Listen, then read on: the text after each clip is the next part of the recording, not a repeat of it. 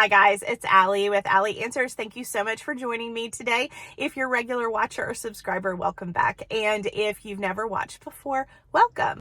So I've had several questions lately regarding what if I'm not the primary caregiver? What can I do to support the primary caregiver in our family? Maybe there is actually someone else in your family who is in charge, who has stepped up. Maybe they were the favorite daughter and that's why. Maybe they're a natural caregiver. Maybe they were a stay-at-home mom or they didn't work and so it made sense.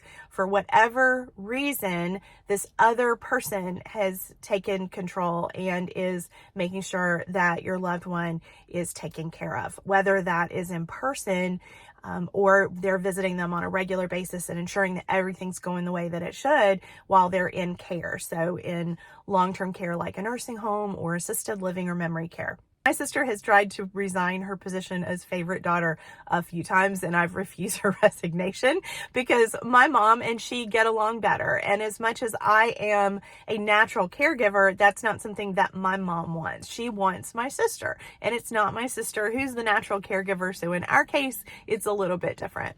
But regardless, it is important that we support each other. You don't have to be your sibling's best friend, but you do want to do whatever you can do to support them in the endeavor of taking care of your loved one, right?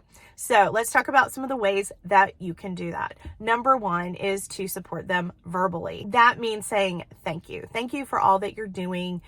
Thank you that despite the fact that you work full time or that your husband is out of work and you're struggling or whatever's going on, because we all have stressors, thank you that despite all of that, you do an excellent job of making sure that mom has what they need or that dad has what he needs. Thank you for giving up your weekends and giving up your evenings when you could be enjoying retirement and instead you are at home taking care of mom, sitting on the couch with her watching Andy Griffith. Words of affirmation, very important.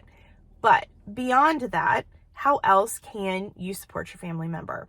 So number two, I'm going to say provide a meal. It is unbelievable how frustrating it can be day after day to figure out what the next meal is going to be. So even if your loved one won't eat Italian, but you know that your sister loves Italian and there's an Italian restaurant down the street, call and order a meal and have it delivered, or get a gift card and have it sent to them. You can look it up on a map and call a restaurant that is within proximity of your loved one, even if you're in a different country, and arrange for either a meal to be delivered or for whenever they're ready, they can order the meal that they choose. So you can use Instacart as well. You can order groceries for your loved ones because believe me, it adds up. So even if your mom or dad has a fund and your loved one is using that money to buy groceries, it's still a nice thing to do to provide something once in a while that way. So you can order through Instacart and you can have a meal sent over,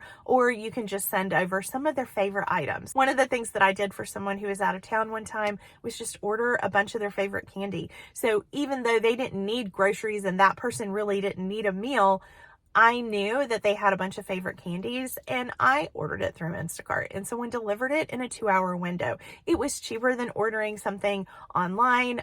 You can also order from Amazon and have something delivered, of course, but never underestimate the gift of food.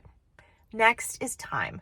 Time is probably the best gift that you can give to anyone who's in a caregiving position. It does not matter if you even say, hey, Janet, I know that you have a lot on your plate and I would like to visit with mom and dad this weekend and give you the weekend off. Can I do that?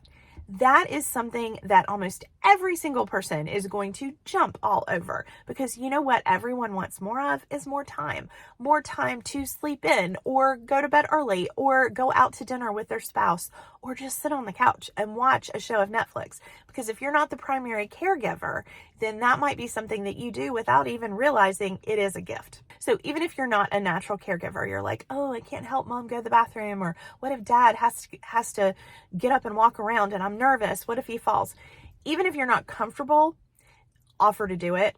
Offer to do it for a couple hours. please, or half a day. If you have the money, but you're not a natural caregiver, maybe offer to pay for like an 8-hour block of a professional to come and stay with your loved one, or for them to pay someone that they know to come and stay with your loved one so that your caregiving relative can leave the house, so that they can go to a football game or to their grandchild's ballet recital for Christmas.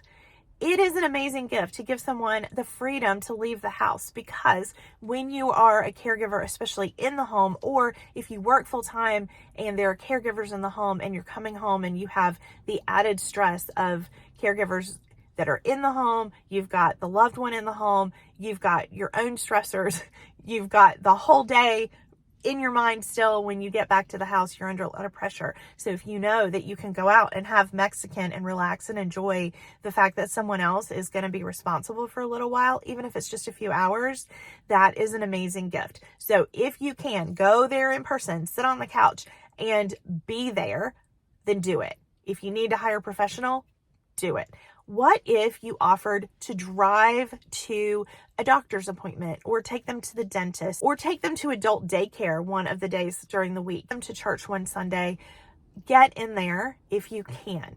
If you're not local and you can come in for a weekend and offer that person respite, that's gold. That's what people really want. They love money, they love food, they love appreciation, but that time is gold. If you're like most of us and you have said, I'm here if you need anything, I want you to know that that is appreciated, but it's not enough, because someone who is in the wild business of caregiving is so swamped and so overwhelmed, they can't even begin to understand what they need. So offer them something concrete, no matter what your relationship is, if it's good or it's bad. If you think they're a great caregiver or you think they could do better, it doesn't matter. You need to love them and support them. And that is the way to do it. If you have other ideas or ways that you think supporting a loved one would be helpful, please add them in the comments so other people can get ideas. I appreciate you so much, and I hope that you have a fantastic day. Bye, everybody.